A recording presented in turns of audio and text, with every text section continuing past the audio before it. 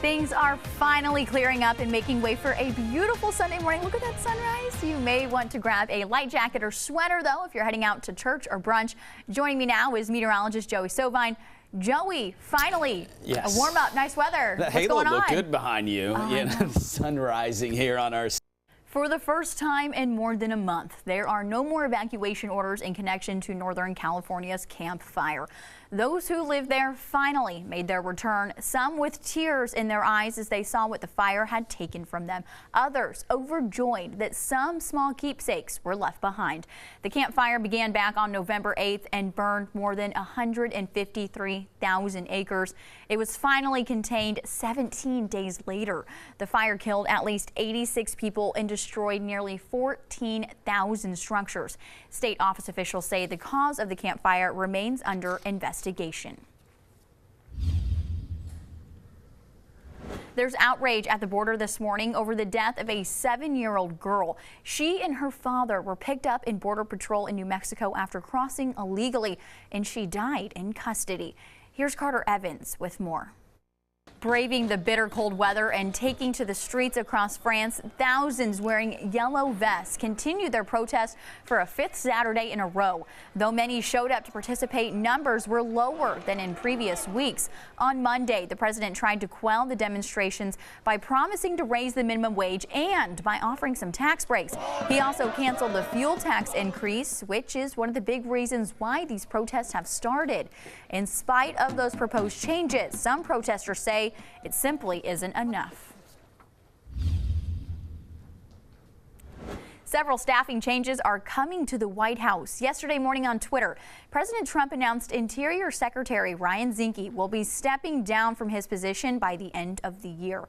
This comes just a few days after the president announced his outgoing chief of staff, John Kelly, would be replaced by his current budget chief, Mick Mulvaney. The Justice Department is investigating Zinke for possibly using his office for personal gain, and the Interior Department's Inspector General has multiple inquiries into Zinke. It includes his investigation into the department's handling of a Connecticut casino project and whether the boundaries of a national monument were redrawn in order to benefit a state lawmaker. You can spend a night at the home where Ralphie from the movie A Christmas Story lived. The 1983 film is set in Indiana, but that famous home sleeps 6 and is actually located in Cleveland, Ohio. Fans can get into the Christmas spirit by booking a visit. The nightly rate is $3,000. It's quite a bit. 2018 is fully booked, but reservations are open for Christmas of 2019. The interior was completely restored to resemble the film and is showcased year-round for tours. You can visit ChristmasStoryHouse.com for more information. Vegas, of course, is known for much of its extravagant features, and now it can add 15 acres of lights and holiday fun to the visit. Look at that. This is all part of the Global Winter Wonderland event the city is hosting this year. It gives visitors the chance to travel the world in one night. It's the very first time Global Winter Wonderland has visited Las Vegas. It'll be there until January 20th. A 109-year-old former school volunteer rang in the holiday season alongside her favorite team, the Harlem Globetrotters. Virginia McLaurin celebrated earlier this week with the basketball stars and kids at Roots Public Charter School in Northwest Washington. Amy Aubert was there for the party. In Iowa, a couple of police departments teamed up and swapped their patrol cars for shopping carts. They partnered with Walmart for their annual Shop with a Cop. Reporter Abby Taylor had the chance to tag along to see some of the kids get their gifts picked out.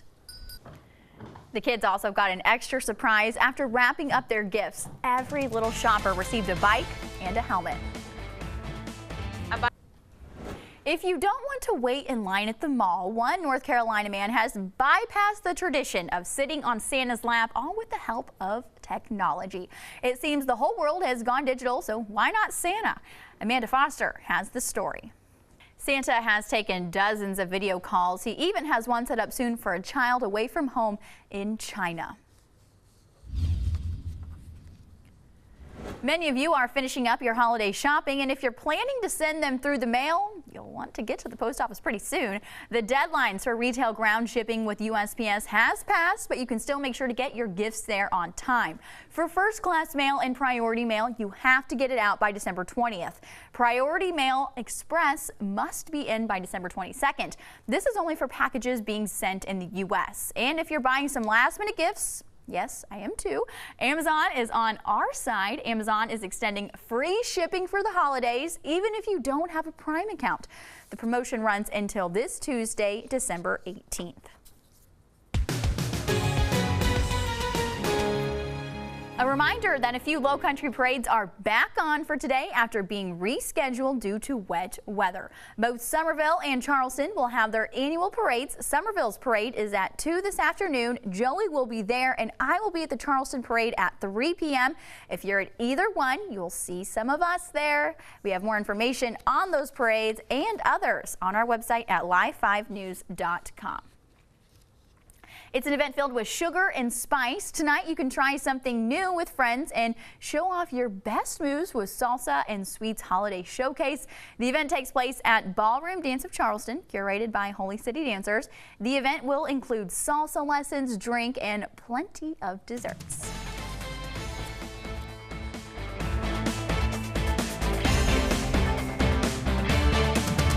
Dry weather to get out and start your Christmas shopping today, Colby. Good idea? I don't know where I'm going or what I'm getting, but I know that I have a lot to do. We've been brainstorming for you. I do, and have some really good ideas. Yeah. Thinking more of an experience than real gift. Material. We're getting away from the material stuff. Yeah. Yeah. You like it? Yeah. Yeah, I mean, I have some really good options, but I feel like I need to have just one thing under the tree. Yeah, you still have plenty of time, though. And shipping, too. We got a few more days. I typically don't start until Christmas Eve, so there you go. Good luck. See you guys. Things are finally clearing up here in the Low Country, and we're expecting to see lots of sunshine throughout this afternoon. Joining me now is meteorologist Joey Sovine. Joey, things are going to be a little bit warmer too. Yeah, we're talking 60s. We're talking sunshine. Life is good, right? They're really good. It seemed like a long time coming. We've been struggling. That's coming up in just a little bit, Colby. Thanks so much, Joey. For once, I actually am looking forward to this forecast. Thanks so much. And when we're off the air, you can always have the forecast at your fingertips by downloading the Live 5 First Alert Weather app. It has messages straight from our First Alert Weather team, access to the radar, and so much more. You can find it free in your phone's app store. The Charleston County Coroner says a death is being investigated in downtown Charleston. The details are very limited right now, but we've been told by the coroner's office that it happened at the Embassy Suites on Meeting Street. The Charleston Police Department is handling the investigation, and we're told more information will not be available until tomorrow. As soon as we have any more information, we will update you right here on Live 5 News. SLED is now investigating after a standoff between a Florence City police officer and an armed suspect. Police say yesterday the suspect and officers shot back and forth at each other near a Family Dollar before the man ran away and barricaded himself inside the store. They say officers formed a perimeter around the building and several people inside were able to get away. Police were able to arrest the suspect without any problems, and no one was injured. Authorities in York County say a volunteer fire chief was one of 8 people caught in a prostitution sting. 52-year-old Thomas Pickard was charged and suspended without pay while the investigation continues. Investigators say Pickard was led to a room by an undercover officer and agreed to pay money for sex. Authorities say not only were they going after potential clients in this sting, but they also had undercover officers going after women who were advertising their services online.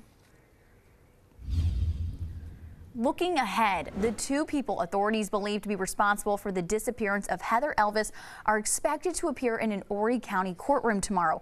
A court roster shows Sydney and Tammy Moore are expected to be in court for a motion having to do with handwriting samples.